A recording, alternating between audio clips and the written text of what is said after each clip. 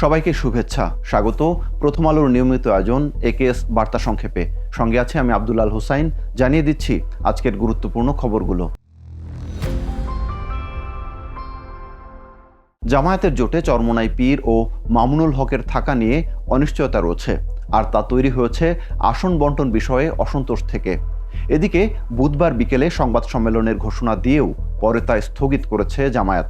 যদিও বাকি 10টি দলের শীর্ষ নেতাদের সঙ্গে বৈঠক করে আসন বন্টনের বিষয়টি চূড়ান্ত করার কথা বলেছে জামায়াত, তবে সম্মেলন স্থগিত করায় বুধবার আর এ বিষয়ে কিছু জানা যাচ্ছে না। দলীয় সূত্র বলছে, গণঅভ্যুত্থানের পরে ইসলামী আন্দোলন প্রথম ওয়ান বক্স পলিসি নিয়ে কাজ শুরু করে, যেখানে সমঝোতাকারী দলগুলো একটি আসনে একজন প্রার্থী দিতে পারবে। শুরুতে ইসলামী আন্দোলনের সঙ্গে এই আলোচনায় যুক্ত হয় বাংলাদেশ খেলাফত মজলিস, বাংলাদেশ খেলাফত আন্দোলন এবং বাংলাদেশ নেজাম ইসলাম পার্টি। ষষ্ঠ দল হিসেবে যোগ দেয় জামায়াত। এরপর জাতীয় গণতান্ত্রিক পার্টি ও বাংলাদেশ ডেভেলপমেন্ট পার্টি সমঝোতার আলোচনায় যুক্ত হয়। তবে এরপর জামায়াত কিছু সিদ্ধান্ত এককভাবে নিয়েছে, যা অন্য দলগুলো ভালোভাবে নেয়নি। ইসলামী আন্দোলন শতাধিক আসনে নির্বাচন করতে চেয়েছিল, তবে ধাপে ধাপে আসনের চাহিদা কমে সবশেষ 50টির বেশি আসন ছিল তাদের দাবি। জামায়াত দলটিকে 40টি আসন ছাড় দেয়।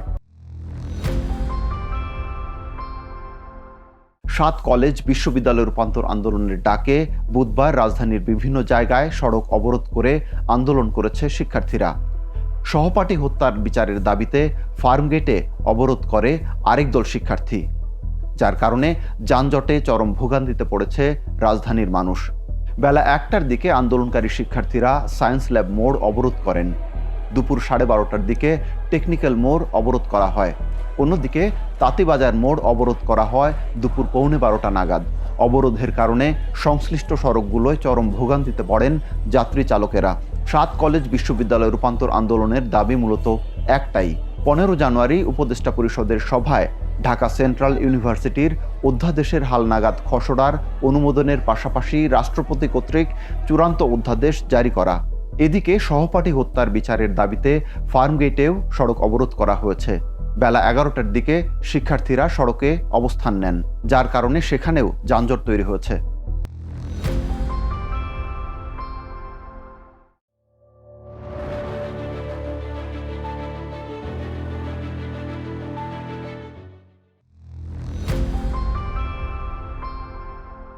আবারও দেশে শৈত্যপ্রবাহের প্রকোপ বাড়তে পারে বলে জানাচ্ছে আবহাওয়া অফিস।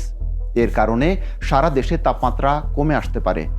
জানুয়ারির শুরু থেকেই দেশের বিভিন্ন স্থানে শৈত্যপ্রবাহ বয়ে যাচ্ছে, কিন্তু গত কয়েকদিনে এই প্রবাহ কিছুটা কমে এলেও বৃহস্পতিবার থেকে দেশের তাপমাত্রা আবার কমতে পারে। তবে ধারণা করা হচ্ছে উত্তর ও পশ্চিমাঞ্চলে তাপমাত্রা 1 থেকে 2 ডিগ্রি সেলসিয়াস কমতে পারে। এটা চলতে পারে আগামী শনিবার পর্যন্ত। 10 দিন ধরে উত্তরের জেলা পঞ্চগড় শৈত্যপ্রবাহের কবলে আছে। এ মাসের শুরুতেই আবহাওয়া অফিস বলেছিল মাস জুড়ে 5টি শৈত্যপ্রবাহ আসতে পারে। এর মধ্যে একটি তীব্র শৈত্যপ্রবাহ হতে পারে। ইরানে বিক্ষোভে সম্পৃক্ত থাকার অভিযোগে একজনের মৃত্যুদণ্ড বুধবার কার্যকর করা হতে পারে। 26 বছরের এই তরুণের নাম ইরফান সুলতানির। ইরানি সংবাদ মাধ্যম ইরান ওয়ার জানিয়েছে, গ্রেপ্তারের পর ইরফানকে তার পরিবারের সঙ্গে দেখা করার জন্য খুব অল্প সময় দেওয়া হয়েছিল। এ সময় নিরাপত্তা কর্মকর্তারা স্বজনদের জানান এটি হবে তার সঙ্গে তাদের শেষ দেখা। এরপরই তাকে ফাঁসি কাস্টে ঝোলানো হবে। গত বৃহস্পতিবার নিজ বাড়ি থেকে ইরফানকে গ্রেপ্তার করা হয়। 1 সপ্তাহের কম সময়ের মধ্যে তার বিচার, দোষী সাব্যস্ত করা আর সাজা দেওয়ার প্রক্রিয়া শেষ হয়। সংশ্লিষ্ট সূত্রের তথ্যের বরাতে অ্যামনেস্টি ইন্টারন্যাশনাল বলছে, 11 জানুয়ারি ইরানি কর্মকর্তারা ইরফানের পরিবারকে মৃত্যুদণ্ডের সাজার বিষয়টি জানিয়েছেন। 2022 সালের পর সবচেয়ে বড় সরকার বিরোধী বিক্ষোভ চলছে ইরানে। মূল্যস্ফীতি ও আর্থিক দুরবস্থার প্রতিবাদে এই বিক্ষোভ শুরু হলেও দ্রুত তা রাজনৈতিক রূপ পায়। গত 28 ডিসেম্বর শুরু হওয়া এই বিক্ষোভ এরই মধ্যে দেশটির বড় অংশ জুড়ে ছড়িয়ে পড়েছে।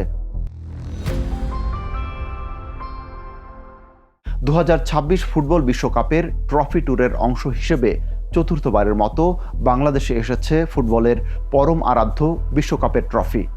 14 জানুয়ারি সকালে শাহজালাল আন্তর্জাতিক বিমানবন্দরে ট্রফিটিকে বরণ করে নেওয়ার সময় সেখানে ছিলেন বাংলাদেশ জাতীয় ফুটবল দলের অধিনায়ক জামাল ভুঁইয়া। ব্রাজিলিয়ান কিংবদন্তি গিলবার্তো সিলভার হাত ধরে আসা ট্রফিটি দেখে উচ্ছ্বসিত লাল সবুজের অধিনায়ক। 4 কেজি ওজনের খাঁটি সোনার ট্রফিটি সামনে রেখে দেখার অভিজ্ঞতাকে জোশ বলে বর্ণনা করেন জামাল। শৈশব থেকেই 2002 সালের ব্রাজিল দলের ভক্ত জামালের কাছে এই ট্রফি নতুন প্রজন্মের ফুটবলারদের জন্য এক বড় অনুপ্রেরণা। আগামী জুনে মেক্সিকো, যুক্তরাষ্ট্র, কানাডায় বসবে 48 দলের ফুটবল মহাযজ্ঞ। গত 3 জানুয়ারি সৌদি আরব থেকে শুরু হওয়া এই ট্রফি ট্যুর শেষ হবে 12 জুন মেক্সিকোর আজতেকা স্টেডিয়ামে। বুধবার সন্ধ্যা পর্যন্ত রাজধানীর রেডিসন ব্লু হোটেলে ভক্তদের প্রদর্শনের জন্য রাখা হবে এই ট্রফি। শেষ করছি আজকের একেএস বার্তা সংক্ষেপ। প্রথম আলোর প্রতিদিনের এই আয়োজন দেখুন prothomalo.com সহ আমাদের ইউটিউব চ্যানেল ও ফেসবুক পেজে। ধন্যবাদ এতক্ষণ সঙ্গে থাকার জন্য। থাকুন ভালোর সাথে, আলোর পথে।